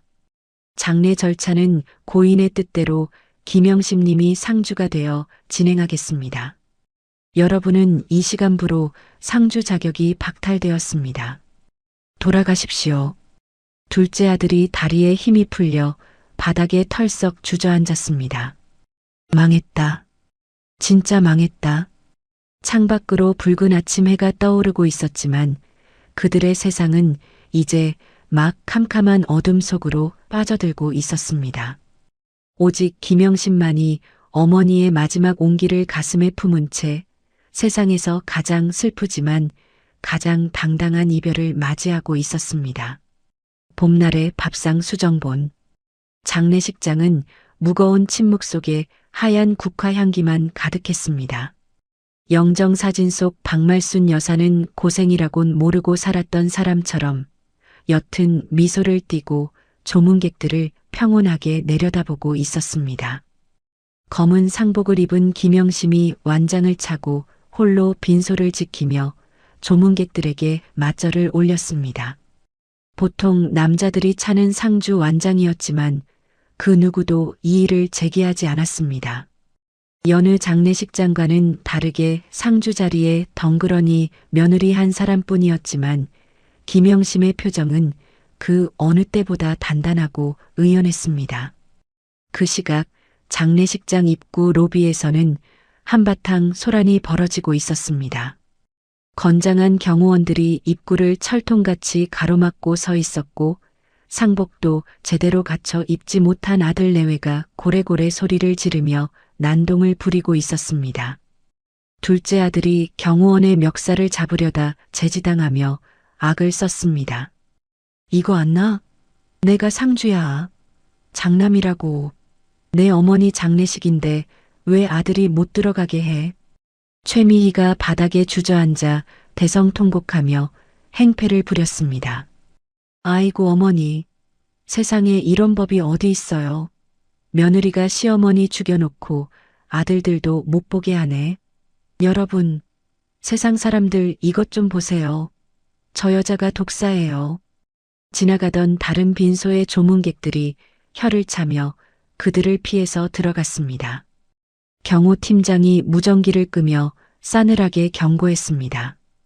고인의 유언과 법적 대리인의 요청에 따라 귀아들의 출입을 금합니다. 계속 소란 피우시면 업무방해 및 장례 방해죄로 경찰 부르겠습니다. 셋째 아들이 억울하다는 듯 발을 동동 구르며 소리쳤습니다. 유언이고 나발이고 우리가 핏줄이라고 마지막으로 절이라도 하게 해달라고. 그때 빈소 입구 자동문이 열리고 김영심이 천천히 걸어 나왔습니다. 며칠 새 수척해져 눈이 휑했지만 그 눈빛만은 서슬퍼런 박말순 여사를 쏙 빼닮아 있었습니다. 김영심을 본 아들들이 벌떼처럼 달려들려 했지만 경호원들의 벽에 막혔습니다. 김영심이 차가운 눈으로 그들을 내려다보며 나직이 말했습니다. 돌아가세요. 어머니는 당신들 절 받기 싫다고 하셨습니다. 마지막 가시는 길 더 추하게 만들지 말고 꺼지세요. 둘째 며느리 최미희가 도끼 어린 눈으로 쏘아붙였습니다. 형님, 진짜 이럴 거야? 유산 혼자 다 처먹으니까 좋니? 천벌 받을 거야. 당신이 그러고도 사람이야? 김영심이 피식 헛웃음을 지으며 뒤돌아섰습니다. 천벌은 살아계신 부모 등쳐먹고 버린 자식들이 받는 법이죠. 경호원님, 저 사람들 다시는 안 보이게 치워주세요. 닫히는 자동문 뒤로 아들 내외의 비명과 욕설이 들려왔지만 김영심은 다시는 뒤돌아보지 않았습니다. 그것이 그들과의 마지막이었습니다. 사무제를 지내고 텅 빈 집으로 돌아온 날 밤이었습니다. 현관에 들어서자마자 훅 끼쳐오는 냉기에 김영심의 몸이 떨려왔습니다. 집안 곳곳에 박말순 여사의 흔적이 그대로 남아 있었습니다. 현관 신발장에는 흙 묻은 고무신이, 소파 위에는 돋보기 안경이, 식탁 위에는 마시다 만물컵이 놓여 있었습니다. 김영심은 안방으로 들어가 어머니가 생전에 덮던 이불에 얼굴을 묻고 그제야 참았던 울음을 터뜨렸습니다. 어머니, 어머니. 한참을 울던 김영심의 눈에 화장대 구석에 놓인 낡은 자개 경대가 들어왔습니다. 무언가에 이끌리듯 서랍을 열어보니 겉표지가 다 뜯어진 낡은 대학 노트 한 권이 들어 있었습니다. 김영심이 떨리는 손으로 공책을 펼쳤습니다. 삐뚤빼뚤 맞춤법도 틀린 글씨로 빼곡하게 적힌 것은 요리 레시피들이었습니다. 우리 영심이 좋아하는 겉절이 양념 비율. 액젓은 너무 많이 넣지 마라. 우리 며느리 입맛 없을 때 해줄 된장찌개 비법. 달래는 꼭 마지막에 넣어라. 페이지를 넘길 때마다 김영심의 눈에서 뜨거운 눈물이 뚝뚝 떨어져 잉크를 번지게 했습니다. 마지막 장을 넘기자 꼬깃꼬깃하게 접힌 5만 원권 지폐 10장과 찢어진 달력 뒷장에 쓴 쪽지 하나가 툭 떨어졌습니다. 김영심이 쪽지를 집어들고 소리내어 읽었습니다. 영심아, 나 죽거든 울지 말고 이 돈으로 맛있는 거 사 먹어라. 그동안 고생만 시켜서 미안하다. 사랑한다 내 딸. 평생 시장에서 1,000원, 2,000원 깎아가며 악착같이 모았을 그 돈. 자신을 위해 쓰지 못하고 마지막 순간까지 며느리를 위해 숨겨두었던 그 쌈짓돈을 쥐고 김영심은 방바닥을 구르며 오열했습니다. 어머니, 바보같이 끝까지 제 걱정만 하시고. 흐흑, 보고 싶어요 어머니. 그날 밤 김영심은 어머니의 유품인 낡은 공책을 가슴에 품고 밤새도록 어머니의 이름을 부르다 잠이 들었습니다. 2번의 겨울이 지나고 다시 따뜻한 봄이 찾아왔습니다. 1년 3개월이라는 시간이 흘렀지만 세상은 놀라울 정도로 변해 있었습니다. TV 뉴스 화면 가득 김영심의 환한 미소가 클로즈업 되었습니다. 아나운서가 격양된 목소리로 보도했습니다. 화제의 기업 진수성찬의 프리미엄 브랜드 박 여산의 김치가 해외 수출 1,000만 불을 달성했습니다. 김치 종주국의 자존심을 세운 김영심 대표는 이 모든 공을 고인이 된 시어머니에게 돌렸습니다. 화면 속 김영심은 세련된 정장을 입고 당당한 CEO의 모습으로 인터뷰하고 있었습니다. 이 김치에는 시어머니의 50년 인생과 사랑이 담겨 있습니다. 저는 그저 그 맛을 지키는 며느리일 뿐입니다. 같은 시각 햇빛도 잘 들지 않는 허름한 고시원 쪽방. 둘째 아들이 퉁퉁 부은 얼굴로 컵라면을 먹으며 그 뉴스를 보고 있었습니다. 그의 얼굴은 술살이 올라 푸석했고 옷은 며칠을 안 빨았는지 목이 늘어나고 얼룩이 져 있었습니다. 옆에서 이불을 뒤집어 쓰고 자던 최미희가 부스스 일어나 TV를 보더니 신경질적으로 리모컨을 던져 채널을 돌려버렸습니다. 아우, 꼴 보기 싫어. 저 여자는 떵떵거리며 사는데 우리는 이게 뭐야. 좁아 터진 데서 숨 막혀 죽겠네. 둘째 아들이 라면 국물을 들이키며 땅이 꺼져라 한숨을 쉬었습니다. 그러게. 그때 어머니한테 조금만 잘할걸. 집 팔 생각 말고 그냥 모셨으면 지금쯤 콩고물이라도 떨어졌을 텐데. 최미희가 남편의 등짝을 후려치며 소리 질렀습니다. 당신이 주제도 모르고 사업한다고 사채만 안 썼어도 이 꼴 안 났어. 당장 나가서 일당이나 벌어와. 빚쟁이들 또 들이닥치기 전에. 이수진네 상황도 다르지 않았습니다. 셋째 아들은 도박빚을 갚지 못해 도망다니다 공사판에서 허리를 다쳐 누워 있었고, 이수진은 식당 설거지 아르바이트를 하며 하루하루를 연명하고 있었습니다. 그들은 차디찬 방바닥에 누워 화려했던 과거를 회상하며 뒤늦은 후회의 눈물을 흘렸지만 이미 엎질러진 물이었습니다. 부모의 가슴에 못을 박은 대가는 너무나 혹독했고 그 겨울은 영원히 끝날 것 같지 않았습니다. 따스한 봄 햇살이 박말순 여사의 옛집 마당을 가득 채웠습니다. 김영심은 바쁜 회사 일정을 뒤로하고 오늘만큼은 편안한 몸빼 바지를 입고 마당 평상에 앉았습니다. 마당 한가운데에는 싱싱한 봄동 배추와 갓바온 붉은 고춧가루가 놓여 있었습니다. 김영심이 능숙한 손놀림으로 봄동을 찢어 양념에 버무리기 시작했습니다. 슥싹 슥싹 매콤하고 고소한 참기름 냄새가 봄바람을 타고 담장을 넘어갔습니다. 이마에 맺힌 땀을 닦으며 김영심이 무심코 대문 쪽을 바라보았습니다. 아지랑이가 피어오르는 대문 사이로 낡은 지팡이를 짚은 박말순 여사가 걸어 들어오는 듯한 환영이 보였습니다. 박말순 여사가 특유의 걸걸한 목소리로 물었습니다. 영심아, 수육 삶았냐? 냄새가 아주 기가 막히는구나. 김영심은 놀라지 않았습니다. 마치 늘 있었던 일인 것처럼 아주 자연스럽고 환하게 웃으며 대답했습니다. 네, 어머니. 오늘은 비계 적당한 놈으로다가 아주 부드럽게 삶았어요. 얼른 오셔서 간 좀 봐주세요. 환영 속에 박말순 여사가 평상 끝에 걸터 앉아 김영심을 흐뭇하게 바라보았습니다. 김영심은 정성스럽게 무친 겉절이를 접시에 담고 찜기에서 김이 모락모락 나는 돼지고기 수육을 꺼내 썰었습니다. 소박하지만 정성 가득한 어머니와 함께하는 봄날의 밥상이 차려졌습니다. 김영심이 수육 한 점에 붉은 겉절이를 돌돌 말아 허공을 향해 내밀었습니다. 자, 어머니. 아하세요. 바람이 불어와 마당의 벚나무 가지를 흔들었고 마치 오냐, 맛있다라고 대답하는 듯 나뭇잎이 사각거렸습니다. 김영심이 자신의 입에 쌈을 넣고 오물거리며 눈시울을 붉혔습니다. 매콤한 김치 맛 뒤로 짭조름한 눈물 맛이 느껴졌지만 입가에는 더할 나위 없이 행복한 미소가 걸려 있었습니다.